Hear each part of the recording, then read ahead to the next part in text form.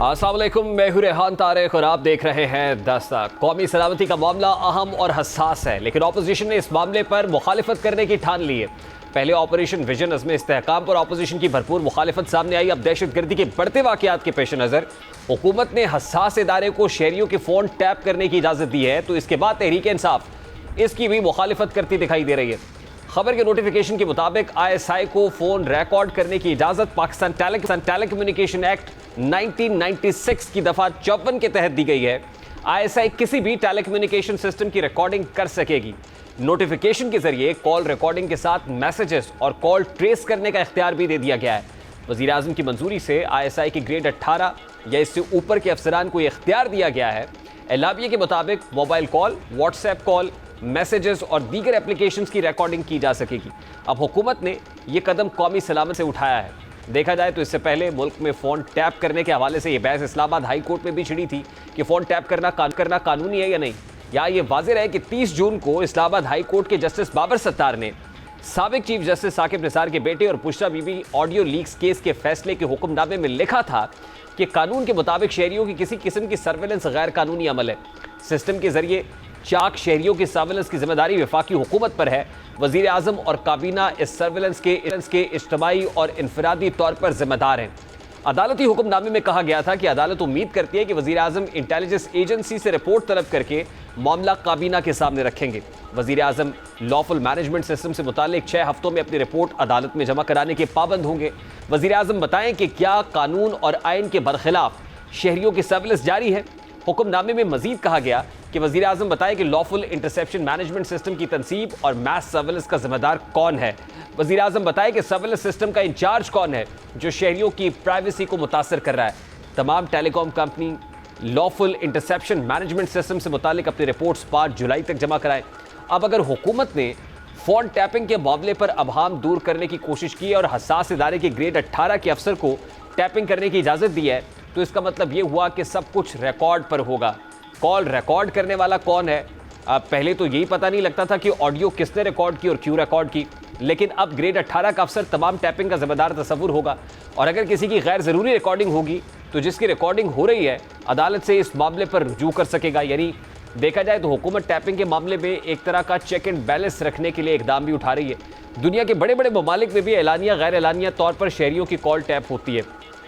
अगर गैर एलानिया तौर पर बात की जाए तो विकी लीक्स में ये इंकशाफ हुआ था कि अमरीकी इंटेलिजेंस एजेंसी CIA और फिर नेशनल सिक्योरिटी एजेंसी ने भी शहरियों की थी, कॉल रिकॉर्डिंग थी, मैसेजेस तक जो है वो रिकॉर्ड किए गए थे, उनका डेटा था। इवन ये कि स्मार्ट LEDs जो हैं उनको भी रिकॉर्ड किया जा सकता है, सुना जा सकता था। भारत में भी कॉल टैप करने की कानूनी इजाज़त है। भारत के साबिक वज़ीर आज़म मनमोहन सिंह ने भी अपने दौरे हुकूमत में कौमी सलामती के नुक्ते नज़र से फ़ोन टैपिंग को कानूनी करार दिया था और उनके दौर में कई भारतीय सनतकारों की कॉल टैप की गई थी।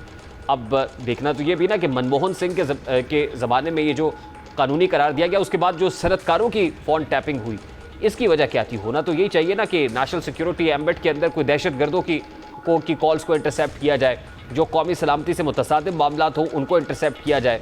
अब जहाँ जहाँ लीगलाइज है या इलीगल है, कानूनी है या गैर कानूनी है, किस मामले को लेकर टैपिंग होती है? हमारे यहाँ जो सिक्योरिटी इशू है ये बड़ा प्रॉब्लम है, लेकिन कोई भी कानून उसका पॉलिटिकल विक्टिमाइजेशन के लिए इस्तेमाल भी शुरू हो जाता है। इसीलिए अब की जो अपोजिशन है वो इस हुकूमत पर इल्ज़ाम लगा रही है कि हुकूमत ने जो इंटेलिजेंस एजेंसीज के हाथ मजबूत किए या ISI को फ़ोन टैप करने की इजाज़त दी है, तो अल्टीमेटली कल को हुकूमत के अपने गले का तौक ये मामला बन जाएगा और ये नोटिफिकेशन खुद हुकूमत के आगे आन खड़ा होगा। Opposition, Tehreek Insaf, opposition leader क्या कह रहे हैं, ज़रा उसकी एक झलक आपके सामने रखता हूं।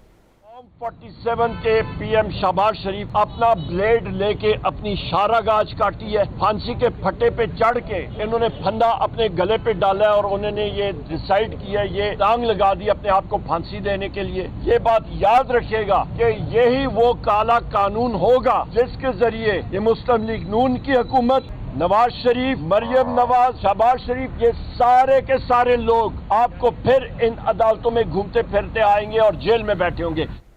अब तहरीक इंसाफ ने हुकूमत के इस इकदाम को अदालत में चैलेंज करना का भी ऐलान किया, लेकिन दिलचस्प बात यह है कि बानी PTI माजी में ये खुद कह चुके हैं कि एजेंसीज को फ़ोन टैप करनी चाहिए और एजेंसीज अगर उनका फ़ोन भी टैप करें तो उन्हें इस पर कोई एतराज़ नहीं होगा।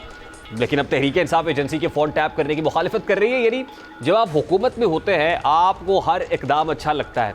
जब तहरीक इंसाफ हुकूमत में थी तो उस वक्त खुद बानी पीटीआई, उस वक्त की वज़ीर आज़म, उनको फ़ोन टैपिंग इलीगल नहीं लगती थी। लेकिन फिर अचानक ये हुआ कि हुकूमत चली गई, नई हुकूमत आई, फिर फ़ोन टैप करने पर एतराज़ शुरू हुआ। बुशरा बीबी की कॉल रिकॉर्डिंग का मामला सामने आया, शीरी मज़ारी ने यह मामला उठाया। जो बानी पीटीआई की अपनी फ़ोन कॉल्स इंटरसेप्ट करने का मामला सामने आया, तो फिर यकायक वही मामला गलत लगने लगा, वही भारी पड़ने लगा। और आज ऑपोजिशन, जिस वक्त हुकूमत ये इसको लीगल कवर दे रही है, तो ऑपोजिशन को फिर एक झटका सा लाहक हो गया है कि फिर कोई फ़ोन टैप होंगे, रिकॉर्डिंग्स होंगी, फिर सियासी तौर पर नुकसान पहुँचेगा। अब ये सारा मामला पॉलिटिकल हो गया है। और शायद पॉलिटिकल होने की एक बड़ी वजह यह भी है कि बजरिया सर्कुलेशन जब आप कैबिनेट के से ये मंजूरी करा लेते हैं और उसमें कोई डिबेट और डिस्कशन नहीं होती, तो फिर भी कई तहफ़्फ़ुज़ात जन्म लेते हैं। फिर इस तरह के हसास मामलात के ऊपर अगर ये मामला पार्लियामान के फोरम पर टेबल किया जाए, वहाँ पर डिबेट हो, अपोजिशन भी डिबेट करे, प्रोपोजिशन हुकूमत भी डिबेट कर रही हो, और डिबेट का कल्चर फ़रोग़ पाए और सारे प्रोज एंड कॉन्स के साथ किसी चीज़ को मंजूर किया जाए, तो वो बात एक अलग है। यानी डिबेट कल्चर के साथ, और पार्लिमानी जमहूरी सिस्टम के अंदर डिबेट कल्चर होता है। इस सारे मामले के ऊपर बात करेंगे। इस वक्त पाकिस्तान मुस्लिम लीग नून के रहनुमा रुहेल असगर साहब ने हमें ज्वाइन किया है। अस्सलाम वालेकुम रुहेल असगर साहब, बहुत बहुत शुक्रिया आपके वक्त के लिए। सबसे पहले तो ये वफाकी हुकूमत ने नोटिफिकेशन किया जिसमें पाकिस्तान टेलीकम्युनिकेशन एक्ट के 1996 में सेक्शन 54 के तहत जो फ़ोन टैपिंग है वो लीगलाइज कर दी है कि ISI का ग्रेड 18 या उससे ऊपर का अफसर जो है वो फ़ोन टैप कर सकता है। अब आप जो ऑपोजिशन मौजूद है तहरीक इंसाफ में, वो ये कह रही है कि हुकूमत ने अपने गले में फंदा डाल लिया है। यानी ये जो काम किया है कल को हुकूमत के अपने सामने खड़ा होगा, यानी हुकूमत खुद इससे बच नहीं पाएगी। जो पॉलिटिकल स्टेक होल्डर्स ऐसा कर रहे हैं मुस्तकबिल में वो भुगतेंगे भी। तो क्या ये तासुर दुरुस्त है रुहेल असगर साहब? मैं इस बारे में कुछ बेहतर तौर पे तो कोई अपनी राय नहीं दे सकता। क्यों किया गया, ये बड़ा एक अहम सवाल है। और अगर इसको आप ये नेगेटिव लें या अपने इस तरह लें कि इस किस्म की बातें करने के बाद, अगर वो सारा कुछ रिकॉर्ड करने के बाद वो आपके खिलाफ भी इस्तेमाल हो सकता है, और फिर उसका ये है कि कहीं आपकी कन्वर्सेशन जो है लीक भी कर सकती है, और कई ऐसी जगह जहाँ पे आपकी वो पर्सनल रह गई नहीं कुछ आपके पास। तो मेरे ख्याल में इस पे देखना पड़ेगा, मुझे इसको बड़ा मिन्यूटली स्टडी करना पड़ेगा कि आखिरकार ये क्यों ऐसी वजह पेश आई कि आप अपने मामलात को किसी दूसरे के हाथ में दे दें। तो मेरे ख्याल में बात तो ठीक है कि कल को आपके लिए आपके खिलाफ भी इस्तेमाल हो सकती है। जी देखिए, आज अदालतें ऑलरेडी सवाल उठा रही हैं फ़ोन टैपिंग के ऊपर। Justice Babar Sattar Islamabad high court के जज की अदालत में नजमुस साकिब और बुशरा बीबी की फ़ोन टैपिंग से मुताल्लिक जो केस है वो ज़ेरे समात रहा, उसका तहरीरी ऑर्डर सामने आया, सवाल होते रहे। तो इस कॉन्टेक्स्ट के अंदर, इस पर्सपेक्टिव में आप इसको कैसे देखते हैं कि ज़ाहिर है जुडिशली भी और जो है वो इस पे ऑलरेडी सवाल उठा रही है और इसको जो जुडिशल कवर है वो भी हासिल नहीं है। तो आपको लगता है कि ये मामला अदालत में विदस्टैंड कर सकेगा? जब कोई मुखालिफ फरीक लेके जाएगा इसको कोर्ट में, तो कोर्ट में भी ये विदस्टैंड कर सकेगा वफाकी काबीना का ये नोटिफिकेशन? इसमें दो चीजें मैंने आपको, एक तो आपकी प्राइवेसी खत्म हो गई ना, अगर आपने लीगल कर दिया कि आप टैप कर सकते हैं तो उसकी आपकी प्राइवेसी खत्म हो गई। और दूसरी तरफ ये भी है कि अगर आप कोई ऐसी बात जिससे कि स्टेट को नुकसान पहुंचता है और उसको टैप कर लेते हैं या उसको आप ट्रेस कर लेते हैं, वो स्टेट के हक में बेहतर होगा, लेकिन फिर आपकी प्राइवेसी नहीं रहेगी। मतलब आप अगर बात करते हैं किसी भी कॉन्टेक्स्ट में, तो जब लीगलाइज हो गया तो फिर मेरे ख्याल में फिर बात करना तो खतरा ही है ना, आप किसी किस्म को भी तो कर नहीं सकते।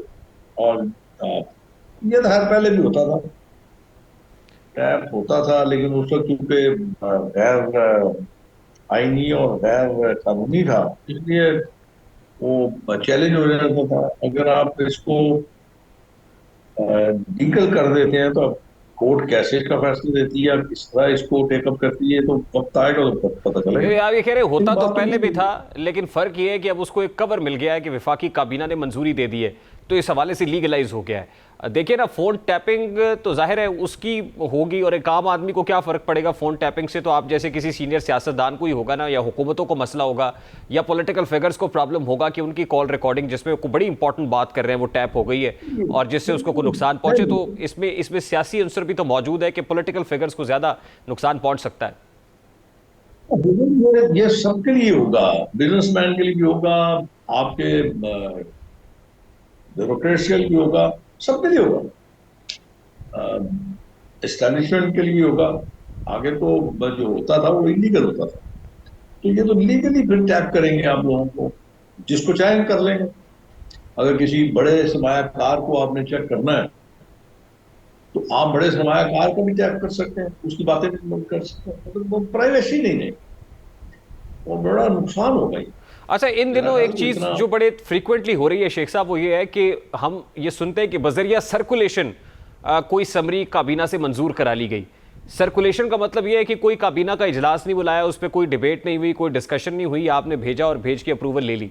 तो ये बजरिया सर्कुलेशन कराने में भी तो कबाहत है ना, कि जो डिबेट का कल्चर है वो नहीं रहता है, और फिर अपोनेंट्स भी इसके ऊपर सवाल उठाते हैं कि आप कोई ऐसी चीज़ करने जा रहे हैं, आप पार्लियामान के अंदर ले आए, उसके ऊपर डिबेट और डिस्कशन हो, और वहाँ से ऑपोजिशन भी अपनी भड़ास निकाल ले, जो कहना है कह ले, सारे कंसर्न्स को एड्रेस करने के बाद आप कोई काम कर लें ऐसा। देखिए, मैं आपको एक अर्ज करूं कि आप जब कैबिनेट की बात कर रहे हैं, कैबिनेट चूंकि हुकूमत है, और अगर वज़ीर आज़म साहब कोई ऐसा काम कर रहे हैं तो वो मेरे ख्याल में कैबिनेट में कोई, मेरा नहीं ख्याल कोई ऐसा कैबिनेट मेंबर होगा जो उस पर ऑब्जेक्ट करेगा। और ऑब्जेक्शन अगर करनी होती तो अगर आप थ्रू सर्कुलेटर करते हैं तो कोई भी अगर वजीर अगर नहीं करना चाहता, दस्तखत नहीं करना चाहता, ना करे, लेकिन इतना होता नहीं, होगा नहीं। हाँ, ये जो बात है ना आपकी पार्लियामेंट में डिस्कशन करने वाली, वो बात ठीक है, उस पे एक शायद हासिल गुफ्तगू होनी चाहिए, और उस पे